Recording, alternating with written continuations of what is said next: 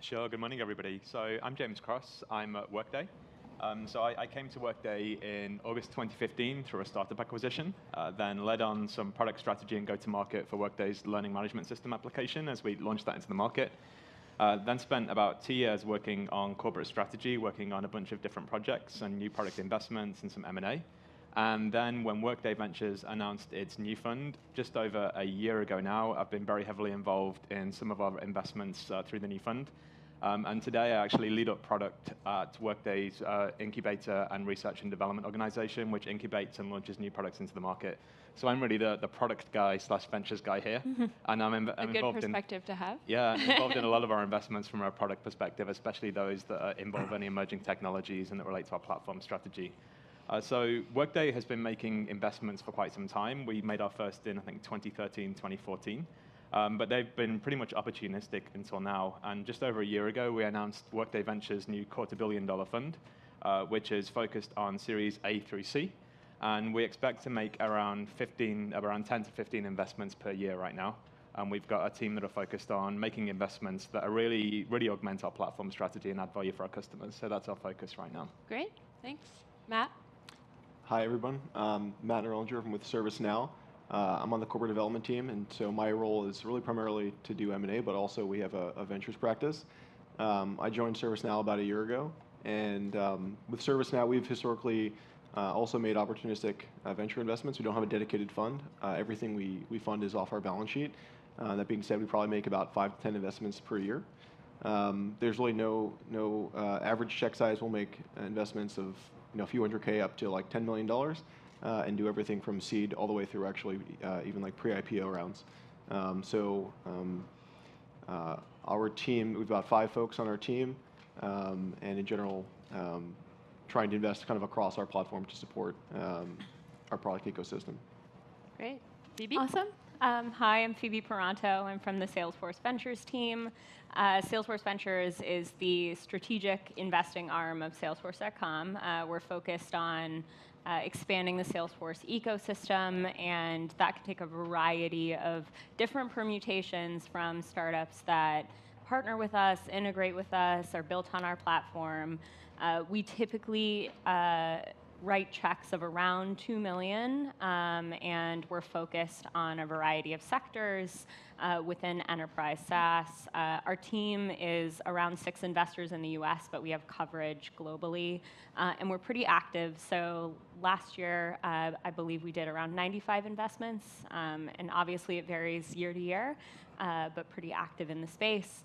My journey to Salesforce Ventures is by way of Google Ventures, and that's a more opportunistic fund. In this case, we're solely focused on strategic investing. Great. Awesome. Leah? Good morning, everyone. You all get a badge for coming in this early. I saw some of you last night, and by the looks of it, my Uber picked me up. It was pretty late. So I see Jessica, where's CC, and thanks for everyone coming out. I'm Leo DeLuna, and I lead the US team for M12. So what is M12? We're not as sexy as MI6. We are the early stage venture arm for Microsoft. M is for the direct linkage to Microsoft, and 12. There are 12 letters in the word entrepreneur, and that's the center of our universe. And so we have designed our fund to serve that key constituent. And I like to say, I love my job. I've been doing venture capital since 1999 on the more traditional venture side at funds that are visiting here. But I can say being on this platform is probably the best value that I can add to my founders. So I like to say it's beyond the money. I can get you unfair access to the best B2B assets in the world because Microsoft has that. And I think that's a very unique proposition. We're still new kids on the block. We're 2.5 years old. We've done 75 investments in that time, so we've tried to build credibility based on the relationships that we bring. My entire team is from the outside of Microsoft. We're all ex-traditional venture capitalists. And with those relationships that we bring, we'll always get that first opportunity to invest once with a lot of the great firms visiting this conference. But the 4th and 5th time that we actually get to invest in the same firm is because of the promises we kept that accrue to our platform. So I'm delighted to tell you more later, but I'll pass the mic on. Great. Everyone, Zain Ghulamali. I'm part of Amazon's corporate development team.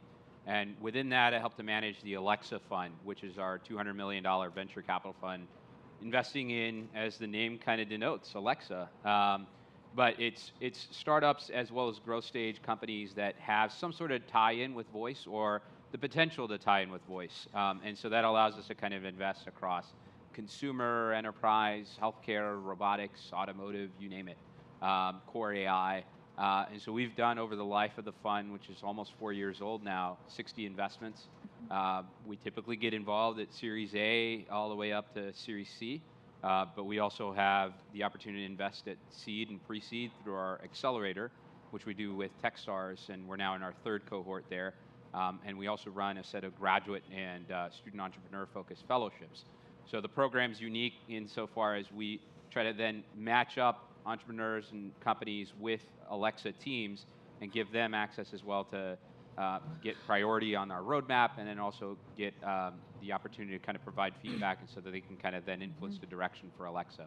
So it's a great program to be part of. Awesome. Thanks so much. Well, I'm sure what the audience is particularly interested to understand is sort of what themes are you guys most focused on today from an investment perspective? We heard a common theme across all of the panelists, that there's a pretty core sort of strategic theme, a tie back to your platforms for most of you guys as investors. But specifically, where are you focused from a technology perspective, and how are you looking to sort of augment your offerings by partnering with portfolio companies? Anyone can take it. I'll kick it off, Yeah. maybe to vary up the order a little bit. I like it. So I'm a big believer in Alexa in the home, but I'm an even bigger believer on Alexa on the go and voice, really, if you think about it more broadly, on the go and then outside the home. So in your workplace, in schools, in hospitals, you name it. So we're investing in areas like the enterprise to get into productivity and SaaS apps that might have the potential to enable themselves with voice. And then you can just make life easier on the job. Healthcare is a big area for potential innovation. We've invested in a number of consumer health companies and then a clinical health company already in the portfolio. And so you can start to see that could become an increasing direction for voice. And then I think properties. So how do we interface with, let's say everything from housing to commercial real estate to healthcare-related buildings and properties, and both interacting with and investing in companies that both distribute through real estate and property tech, as well as surface that industry. So those are three areas. And then I would say the core AI stack. We constantly have to be innovating on what's possible with voice.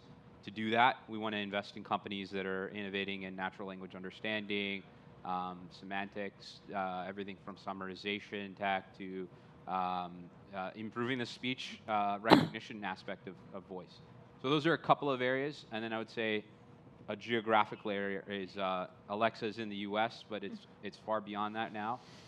It's a very global play. And so we're investing in companies abroad. Great. For Microsoft, we take a global outlook, so we have a global platform. We support companies primarily in North America, Europe, and Israel, and now we've entered India actually to support that market. So that's a geographic dispersion for us. But we're an enterprise company, so we care about 7 themes. I won't go into all of them, but maybe I'll talk about some companies that we've invested in. And I was delighted to see we have 7 portfolio companies presenting at Monty. Awesome. It was great to see. So thanks for inviting them. But we love our children equally. So maybe I'll talk about Spy Cloud because Jennifer is the only one that showed up this morning. Extra points. Extra points. And Spy Cloud was our most recent investment, which we announced last week. They're based in Austin, so I'm always finding reasons to go back and watch football there. I went to UT. But they've amassed the largest database of cracked passwords in the known universe. And they have 60 billion pieces of PII of assets from breach data. And the reason why we love them is because cybersecurity is one of the themes at Microsoft. We're so delighted to invest because they've operationalized that data. And when you as an employee at Microsoft try to log in and they look at your password and they see, oh, it's been compromised in another breach or a breach, we will force a password reset. So it's important for us to see there's value in the solution, but more importantly, value in how you operationalize the solution for customers. Beyond that, I'd say the larger theme we invest in Microsoft is AI. So Microsoft has a rich tradition of artificial intelligence innovation, and we've actually reorganized the company around that initiative, and I'd say probably the majority of our portfolio has some AI elements to it. But because this is an investor conference, my only piece of advice is don't put AI in your pitch for the sake of AI, right? What we're trying to invest in and solve is a customer problem. And if your customer problem, the solution to that problem has artificial intelligence as an application of that, then go for it. And so we're looking for that defined opportunity. Awesome. We have very aligned profiles, Yeah. I think, in terms of how we invest. So at Salesforce Ventures, we, as a strategic fund, take a lot of credence in what our business units and our product leaders say their future strategic goals are for the next 1 to 5 years. And we spend a lot of time with our industry teams, our go-to-market teams, and our product leads to better understand what the white spaces are for them, strategically where they're trying to take their own business units, and how that fits into the greater Salesforce story and enterprise ecosystem long term. So with that, it opens up a pretty wide universe of companies that we can spend time with. And I would say our biggest focus areas, at least using the last year as kind of a guide, industries we spend time in are typically around financial services, retail and commerce. You can see that these are big customer areas for Salesforce more generally. And we're also spending more time now, and something I'm excited about, Meredith's question around where you're interested in spending more time is around emerging technologies. So that is in AI and machine learning. Also areas like blockchain, where we don't really have an answer yet, but we want to explore and spend time and learn, and developer tools. And so as we think through not only how can we augment the Salesforce end customer experience with our existing core CRM, but also internally, how do we use certain technologies at Salesforce? Do we test them? Do we dog food them? But also within the greater ecosystem, can we invest to where the puck is going? So in the next 1 to 5 years, where do we think certain spaces are going to net out? And so we're spending more time there, understanding what are the emerging technologies where we should be spending time. So for ServiceNow, I guess I would break it up into 2 categories. Firstly, we want to invest in companies that are building products on our platform. So we have an open ecosystem where you can go and build your business on top of ServiceNow, and that we provide all sorts of technology benefits and go-to-market benefits, and that generates revenue back for the firm. And so companies like Salesforce and Atlassian have these big app marketplaces. Ours, I think, for the size of our company, actually is rather small, and so we're trying to get more companies to build on our platform. And so that's one area of focus for us. We have one company, Nuvolo, that's built a large enterprise asset management business on our platform. Another company called MobiCord that's built a telecom expense management product on our platform. And so we're really interested in finding new ways to use our platform and trying to trigger companies that are building those types of businesses on our platform. So that's one area of focus for us, and we're very supportive of that. And then off-platform, I'd say there's a number of key strategic areas we're focused on. AI, ML, of course, like everyone else.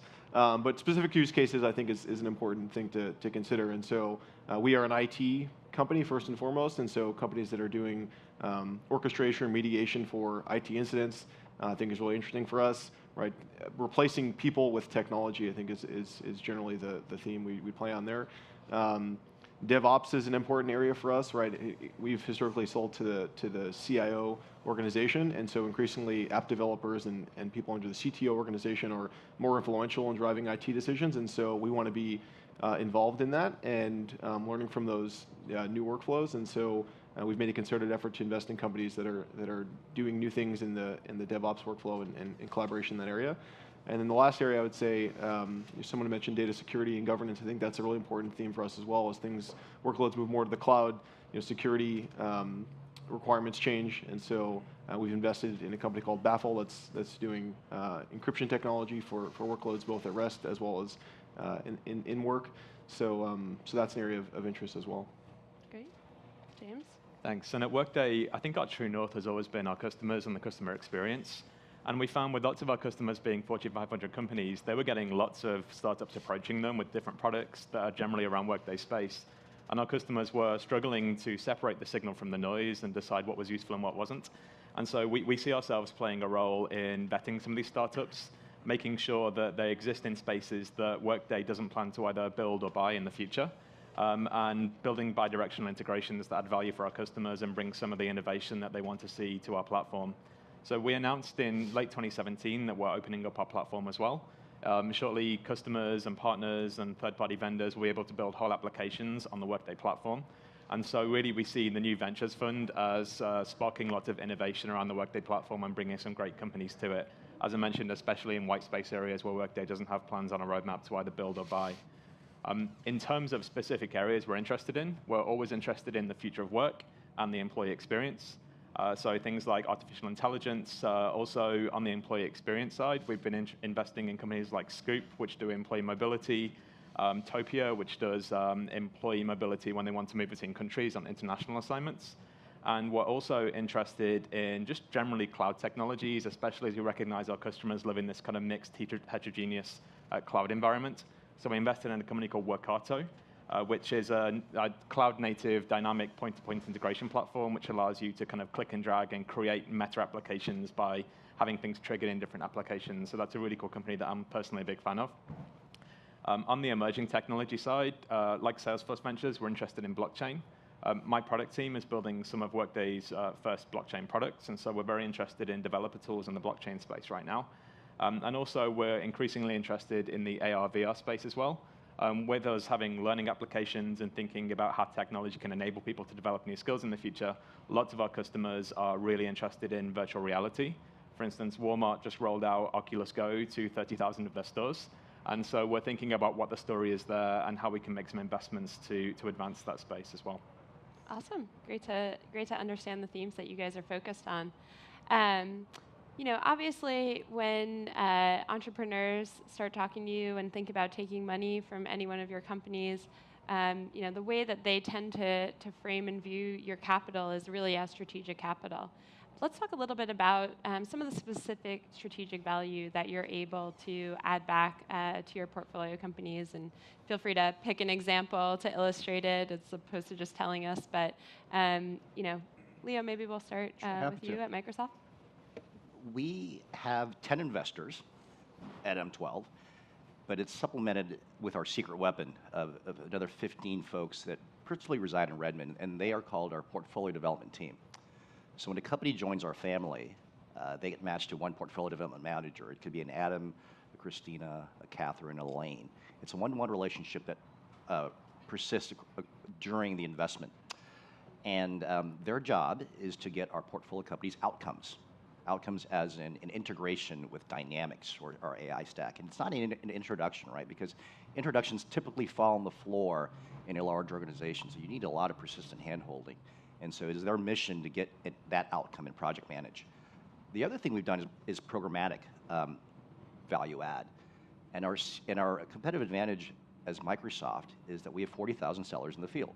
These 40,000 sellers touch every enterprise in the world pretty much. And we have given them the incentive to help sell our portfolio companies' products. And so we're actually proud and delighted that we're able to put this program in place.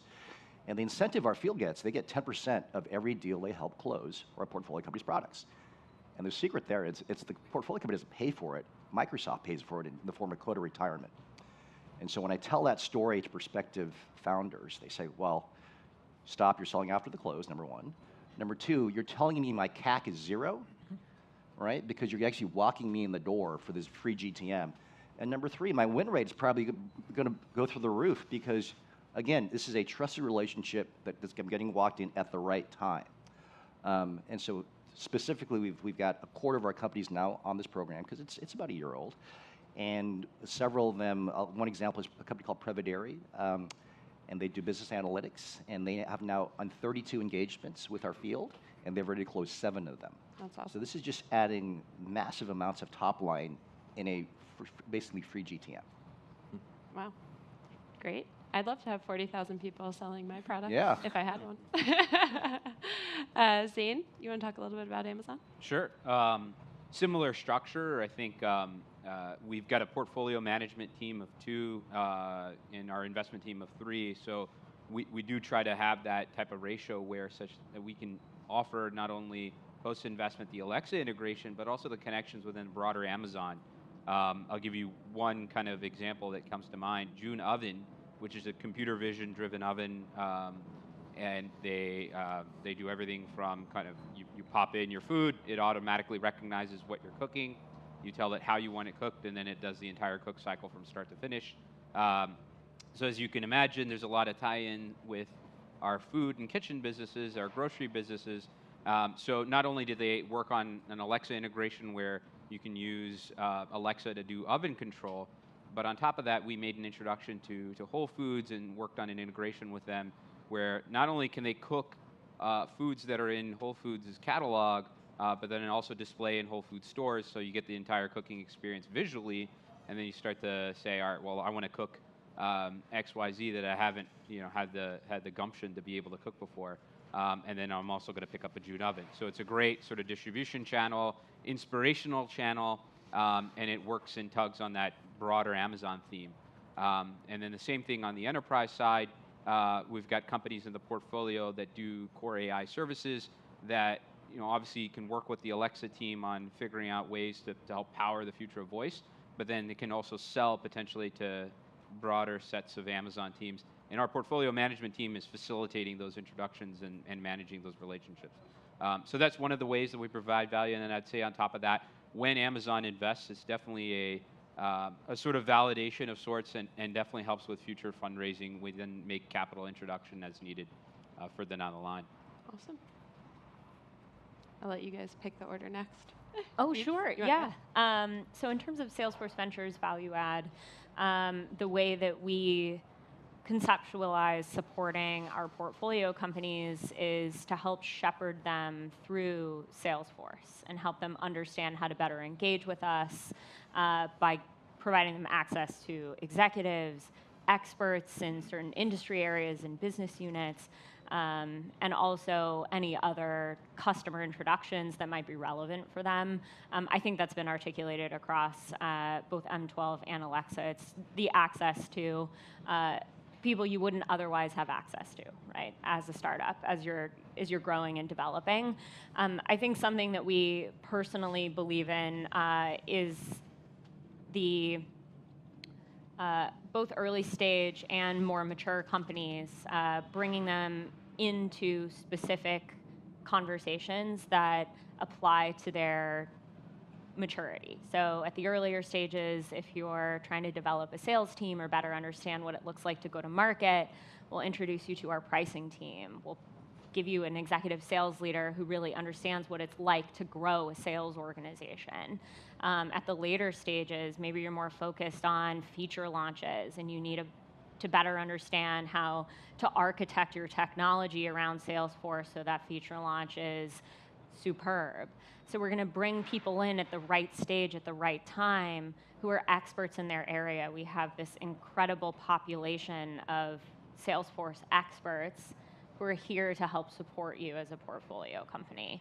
And that's been, we believe, very successful for us and something that beyond dollars in, we're able to provide to founders and CEOs in terms of guidance around the Salesforce platform, because it can sometimes be overwhelming in terms of who do you talk to, what's the right way to integrate, are there other opportunities beyond the existing ways I'm engaging with the platform or with customers, and so we found that to be really helpful. So I would say a lot of the same points that have been made about the other 3 funds, but so I would break it down into sort of 3 key areas: product partnerships, go-to-market, and access to executives. On the product partnership front, I think one key point of differentiation is that we are really focused on partnering with our venture investments, and more specifically, for every investment, we actually have a deal champion that's not only from the ventures team, but also from the product or engineering team. And without that, we won't make the investment because we need to have someone who's inside the organization who's really committed to doing this. And so it's not like I'm going to just point to someone at some point in time and say, hey, I need your help. This is, you're responsible for shepherding this investment through the life of the company. And we have very senior people working on these investments. So head of engineering is working on one investment, head of product management for another. And so I think that's really important and influential, and on the sales side as well. So bringing in the head of PLS, working with a $5 million ARR business is a really big opportunity for some of these small companies to get not only access, but real tried and true advice from someone who really cares about this business. On the access to executive side, I mean, it sort of goes without saying, but we would bring in an investment to anyone we need to. So yeah, that's it. Great. Sure, and as I mentioned, our customers really want to access startup innovation, but they're struggling to separate the signal from the noise, and I think having Workday on the cap table really gives them a seal of approval for these startups. Also, we can bring startups to our customers. For instance, at Workday Rising, our big annual customer conference that we hold in the US and Europe, we have all of our startups actually exhibit there. We have a stage for them to present to customers, and a lot of those startups came away with a really decent and material amount of sales leads this year. We're also able to give them access as they build their products and take them to market. I guess Workday is really, really good at building secure enterprise applications because we host some of the most sensitive data you can imagine around employee social security details and payroll details.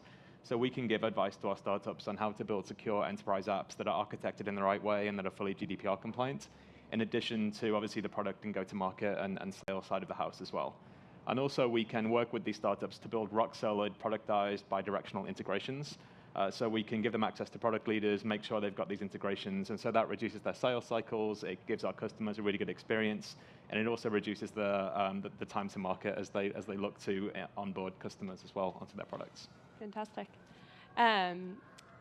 So interestingly, you guys are all, for the most part, very focused on companies that are strategic to your core platforms, which naturally then I think begs the question, how close are you guys to the M&A teams at your respective companies, and to what extent do you view the investments that you're making as potential acquisition targets? Matt, maybe since you're sort of sitting at the intersection of both M&A and ventures, we'll kick it off with you. Yeah, so my day job is to be on the M&A team, and then also we'll do venture investments as well.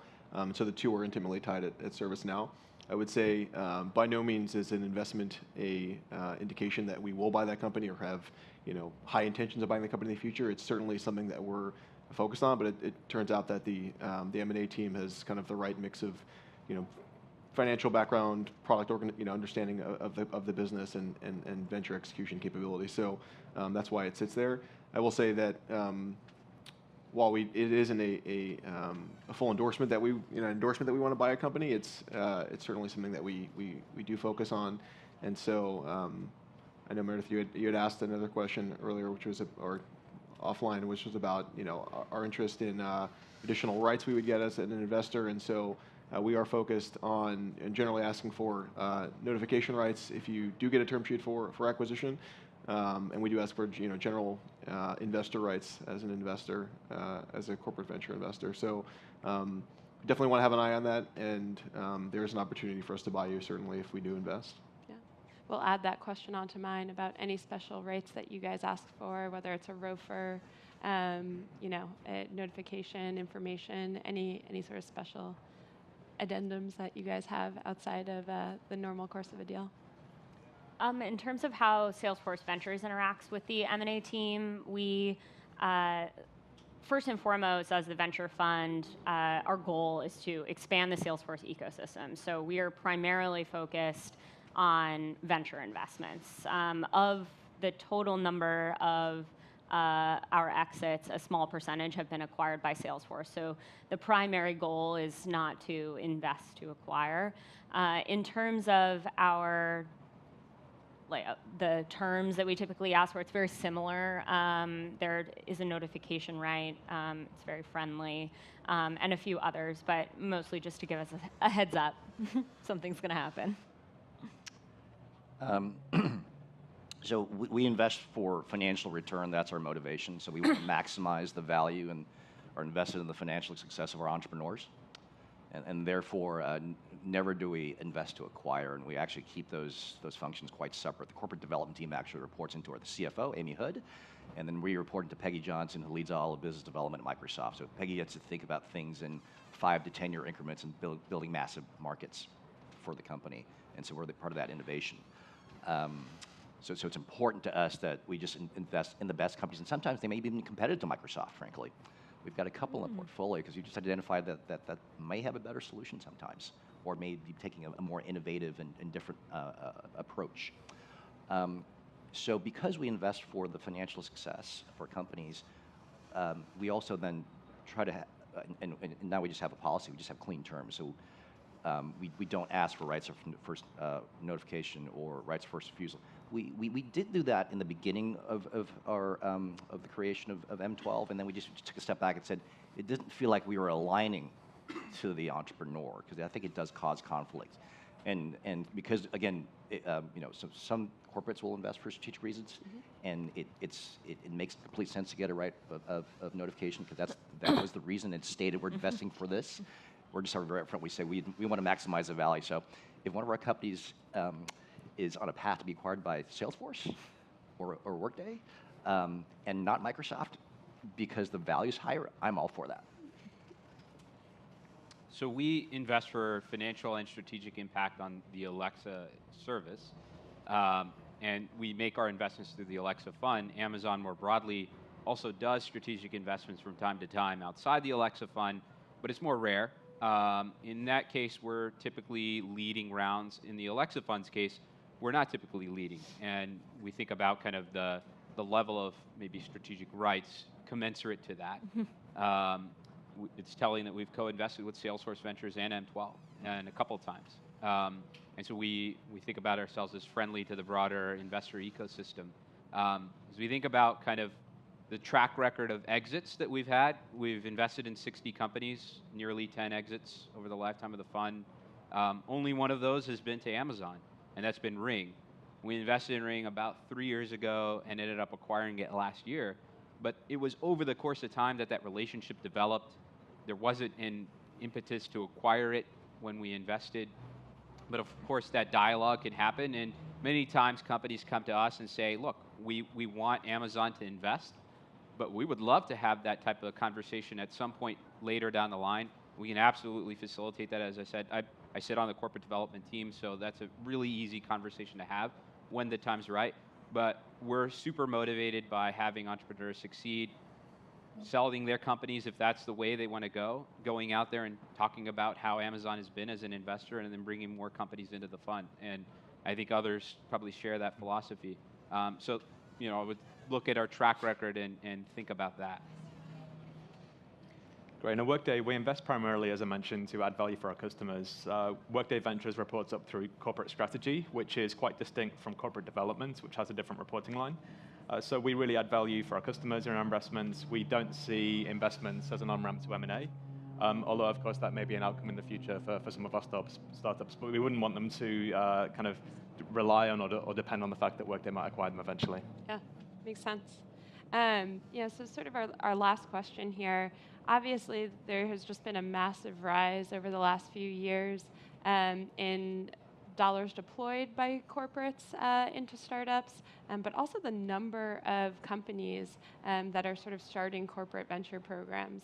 Some of you have sort of fallen into that. Maybe it's a little bit longer than 5 years, but sort of fallen into that category. What do you think about sort of the rise of corporate venture capital? It sounds like for the most part, there's not a lot of competition on this stage. You guys have co-invested with each other. I've seen that as well.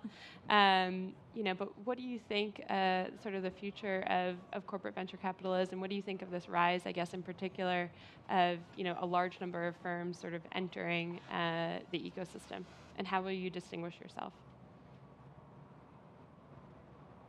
Anyone can take it.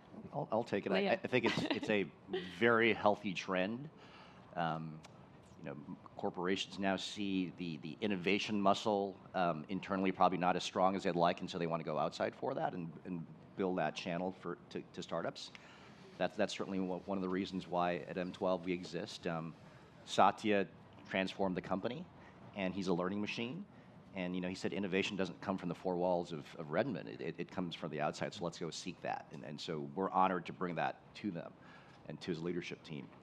I guess my advice for any CVC or corporate that wants to start a venture unit is know what your value add is, right? I think everyone on the panel here is very focused on what they do as a company and then how they bring that value to their startups. And then the so what is then how do you operationalize that? Because again, we're all well-intentioned, but through the course of my investing experience, like I said, when my companies invest with our corporates, the relationship starts out with so much promise. And you kind of get bummed along the way and say, it just didn't materialize. And that's a lost opportunity. Yeah. I can chime in on this, and I'll provide kind of the perspective maybe from both the entrepreneur as well as the corporate, and then maybe also add a third, which is kind of other institutional investors. So I was at a conference recently at Stanford where they mentioned that about half of venture activity in the US now includes a corporate investor. And that's pretty incredible, and I think from the entrepreneur's perspective, you gain a lot. We've talked about our own value add. Would say that you get in your corner maybe a developer ecosystem or a go-to-market channel that can really help change the game for you. It can certainly help you have the right conversation when it comes to thinking about exit and value creation. You have to be careful about that, but I think if you're a smart entrepreneur, then I think you can navigate that well. From an institutional investor perspective, it's a great validation. It can certainly help you. I think there's a perception that perhaps having corporate involvement in a syndicate might potentially hinder chances at a future fundraise. And I think that stat of about half of venture rounds having a corporate investor on board probably speaks to the fact that that's not the case. I think that you're oftentimes seeing multiple corporate investors at a time. So I think it perhaps enhances value. I think you have to choose the right corporate to partner with. And then I think from the corporate perspective, I think, Leo, you spoke to that well. I would say if you're developing a developer ecosystem, it's a great way to grow. I think you have to be choiceful about which developer ecosystem. In the case of Alexa, it's so unique because when we came out with the Alexa Fund, there really wasn't an open voice architecture, so no one really thought about what is a voice-oriented business. Having a venture fund in place showed Amazon's commitment. And I think if you're another corporate thinking about an investment angle, I think you can think about that. Great. I think that it's incredible to see all the dollars from corporates growing and the number of funds that are spinning up. I think over time, this is my own personal opinion, that we're going to see many more because corporates are starting to understand that the value of venture investing is that they can better reach their customers, they can pressure test new ideas, innovative concepts, and do it in a very thoughtful way. In terms of differentiating yourself as a corporate, it will become more difficult. I think track records are really important and historical performance, but also how you communicate yourself as a corporate VC as a thought partner and what you bring to the cap table above and beyond dollars is absolutely critical. And I think that some of the pressure will now be on founders and entrepreneurs to do a little bit more homework around who really is the right thought partner, because now you're going to have this menu of options, and there will be the right person and the right partner at the right corporate. But again, to Zane's point, what's the right ecosystem you want to be developing for? And who's the right person you want as a board observer or in your ear helping out and supporting? And I think finding the right profile of investor at a corporate is pretty essential. So I would encourage entrepreneurs and founders to do their own homework and do their own interviewing of corporates and partners and how they're thinking about developing to align with a certain corporate strategy or plug into an existing ecosystem, because there will be so much more opportunity and so much more choice that there has to be bi-directional value, and I think that both sides have to do their own diligence. What I think is actually particularly interesting about the trend towards increased corporate venture capital deployment is actually, it's not so much actually that corporate venture capitalists are raising or deploying dollars. I think it's actually that entrepreneurs are willing to take the capital. I think having started out in institutional VC, there was always this perception that corporate venture capital was bad and you were going to steal IP from people. You didn't want to get in bed with a corporate. And I think that perception has sort of changed. and I think there's much less paranoia about that. I think partially also because there's been these funds that have started and really been open about all the value they can add and actually being good partners. But I think the perception definitely has changed on the entrepreneur's side as well. I think that's a really important trend.